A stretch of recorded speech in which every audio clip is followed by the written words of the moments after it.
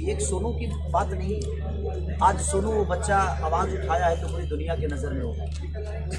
लेकिन ऐसे कितने सोनू पढ़ाई और व्यवस्था के चक्कर में अपने भविष्य को तय नहीं कर पाते। तो मुझे लगता है कि इस पे सरकार को विचार करना चाहिए और सरकार विचार कर भी रही। बहुत सारी चीज़ें सुधरी भी है और सुधरेगी भी। ये तो राजनीति मुद्दा हो गया।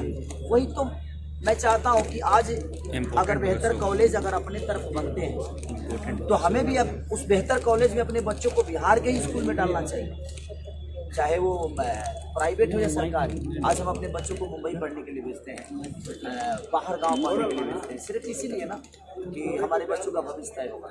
लेकिन अगर वही व्यवस्था अगर हमें यहाँ मिले तो शायद हमें उन बच्चों से ना रह के अपने साथ रख के भी अपने बच्चों का भविष्य तय कर पाएंगे। सोनू हमारे राज्य का भविष्य है। मेरी तरफ से मैं आज भी कहना चाहता हूँ कि अगर सोनू को किसी भी स्कूल में अगर सोनू के माँ बाप चाहें तो मैं उनके लिए पढ़ाने के लिए, चाहे वो जब तक IPS बन जाएगा मैं उसके लिए खड़ा रहूँगा हमेशा। और जब तक वो नहीं बन सकता अब ये उसकी क्षमता है। लेकिन मैं चाहता हूँ कि जितना भी उस बच्चे के लिए अभी जा रही है ये भीड़ बहुत कम चाहिए। ऐसा ना उसको आभास हो जाए कि वो सेलिब्रिटी हो गया। अगर उसके मन में जिस दिन आ जाएगा वो अपने लक्ष्य से मीडिया का ये वायरल होता क्या है ना, किसी को हमारा नाम बड़ा पसंद है तो हमारे अंदर अहंकार आ जाता है किसी भी दुनिया का आदमी का देखिए। तो मैं बाबू सोनू आपसे यही कहना चाहूँगा कि दुनिया जाए, बस इस पर फोकस आपको नहीं करना है। जो आपका लक्ष्य है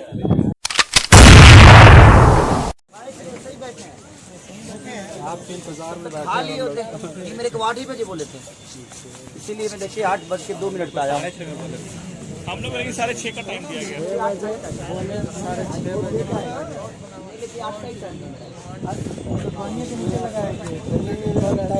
6:30 के नीचे मैनेजमेंट की गड़बड़ी है। कूलर का इनॉग्रेशन है और आज जो मुख्य अतिथि हमारे कंपनी के जो ब्रांड एम्बेसडर हैं माननीय खेसारी लाल यादव जी, वो इनॉग्रेट कर रहे हैं इस मौके पे। और एक स्टार्टअप कंपनी है जो कूलर, होम अप्लायंस और तमाम जो घर में घरेलू जो पंखे वगैरह बनाती है।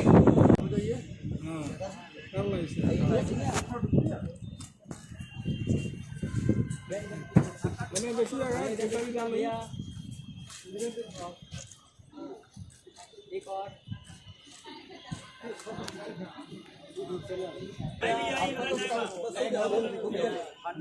आप इधर खाली देखते रहिए। शोरूम में इतने लगा जब अपना गांव के कंपनी में अपना शहर की कंपनी बता दे थोड़ा सामने देखिएगा। सेव करने में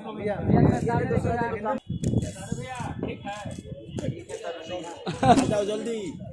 सभी का बहुत बहुत स्वागत है। Good evening ladies and gentleman. I would like to heartily welcome you all on the eve of product launching and press conference of GEPL. And as you know very well, Green Digi Energy Private Limited, India's leading consumer electronics, electricals and home appliances brand. हम सभी देख सकते हैं drop में वो सारी चीजें mention है और जितने भी मीडिया कर्मी स्पेशली हमारे पूरे पटना और आउट ऑफ पटना से भी बहुत सारे लोग इस वक्त मौजूद है। सभी का बहुत बहुत स्वागत, बहुत बहुत। और जैसा कि हम सभी जानते हैं, as we know, GEPL is a Kanpur based company. हमारे बीच होते हैं तो उन्हें हम शॉल वस्त्र बनाकर सम्मानित करते हैं। और इस वक्त हमारे बीच GEPL के मैनेजिंग डायरेक्टर आकाश वस्त्र हमारे बीच यहाँ मौजूद है जो सम्मानित करेंगे शॉल वस्त्र उड़ाकर। एक बार हम चाहेंगे अगर हाथ खाली हो तो तालियों का भी साथ मिलना चाहिए। सम्मानित दिखाइए, चलिए तालियां में कंजूसी भाई, पीछे वाले जोरदार तालियां। वैसे अभी सभी के हाथों में कैमरा है, फोन है, रिकॉर्डिंग से बिल्कुल ये प्यारा सा लम्हा है। इसी के इंतजार में सारे हमारे मीडिया कर्मी बहुत देर से बैठे थे और हमारे honourable chief guest Khesari Lal Yadav sir करते हैं। तो सबसे पहला हमारा एक क्वेश्चन होता है जो दिल से जुड़ा होता है। हम कोई आता है हमारे घर में तो उससे हाल चाल लेने से पहले कुछ खाए हो पिए हो ये पूछते हैं। और आपने ये भावुकता, ये प्यारी सी बात जो कही, सभी को आपने भावुकता कर दिया। बहुत बहुत शुक्रिया सर। और फाइनली आज आपसे मुलाकात हुई, बहुत सारे लोग इंतजार में थे कि आपसे फाइनली मुलाकात कब होगी, आप एंट्री आपकी कब होगी और आप आए इस महफिल में बाहर आई। और ये शानदार लॉन्चिंग जिस प्रोडक्ट के लिए हम लोग यहाँ मौजूद हैं और ये लॉन्चिंग भी सक्सेसफुल हुआ। आपका आपका बहुत बहुत शुक्रिया, बहुत बहुत धन्यवाद सर। को दीजिए।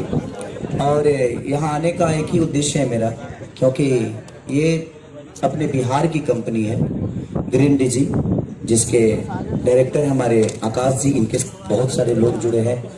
इनके मुझे लग हेलो कहो मैं कहाँ घबराता रही प्लान करेगी, बहुत सारी चीज़ों पे काम करेगी, तो हमारे यहाँ के जो लोग बाहर जाते हैं कम से कम वो कम हो जाए। हमारे लोग यही कमा के अपने बच्चों के साथ, अपने बीवी के साथ, अपने माता पिता के साथ, अपने रिश्तेदारों के साथ कम से कम रह सकेंगे। और हम बाहर की कंपनियों को ये नहीं कह रहा हूँ कि आप मत ले लीजिए, बट आपके घर की कंपनी होगी, अगर कुछ भी उसमें प्रॉब्लम होगा तो मुझे लगता है कि उसको बदलने का भी रास्ता होगा, क्योंकि वो आपके घर की कंपनी है। अब बताइए, कोई पाकिस्तान से हमें गाली देगा तो हमें जाते जाते टाइम लगेगा, लेकिन कोई बगल का आदमी होगा, अगर हमें प्रॉब्लम करता है तो हम कार्रवाई कर सकते हैं।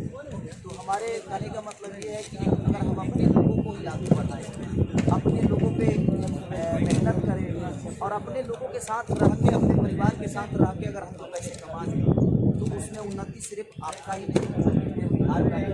और बहुत सारी कंपनियां में हम हमने पहल शुरू किया है, हमारे भारत ने पहल शुरू किया है कि सिर्फ कूलर ही नहीं, पंखा से लेकर टीवी से लेकर वॉशिंग मशीन से लेकर फ्रिज तक, मैंने आप एक बार घर बनाइए और सारा सामान आपको मैंने हर चीज़ का व्यवस्था एक साथ।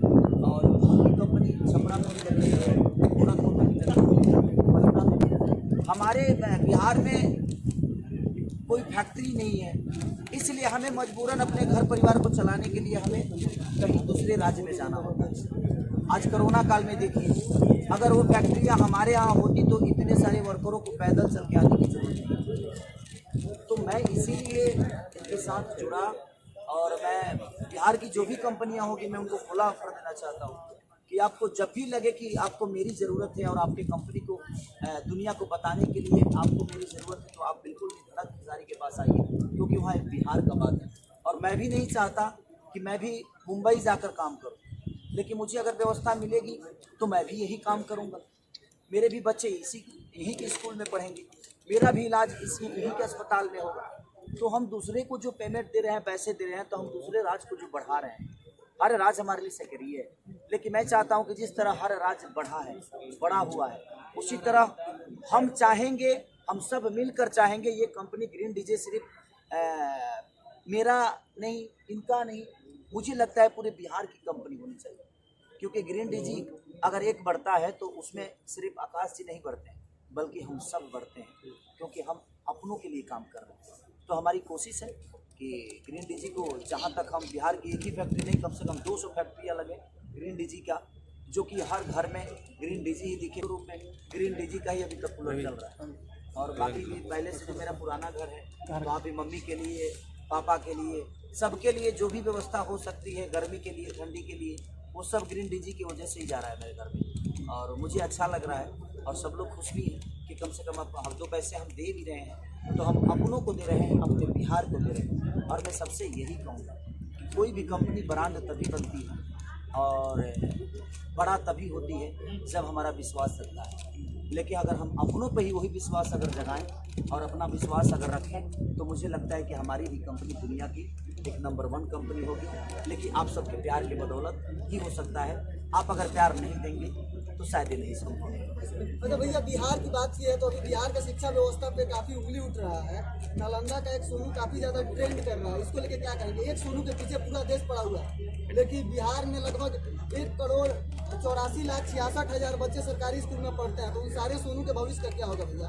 सारा देश एक सोनू। वही कहना चाहता हूँ, आपका सवाल बिल्कुल सही है। एक सोनू की बात नहीं, आज सोनू वो बच्चा आवाज़ उठाया है तो पूरी दुनिया की नज़र में होगा।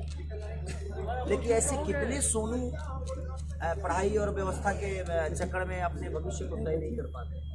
तो मुझे लगता है कि इस पे सरकार को विचार करना चाहिए, और सरकार विचार कर भी रही है। बहुत सारी चीज़ें सुनती भी है और सुनेगी भी। एक तो राजनीति मुद्दा हो गया। वही तो मैं चाहता हूँ कि आज अगर बेहतर कॉलेज अगर अपने तरफ बनते हैं तो हमें भी अब उस बेहतर कॉलेज में अपने बच्चों को बिहार के ही स्कूल में डालना चाहिए।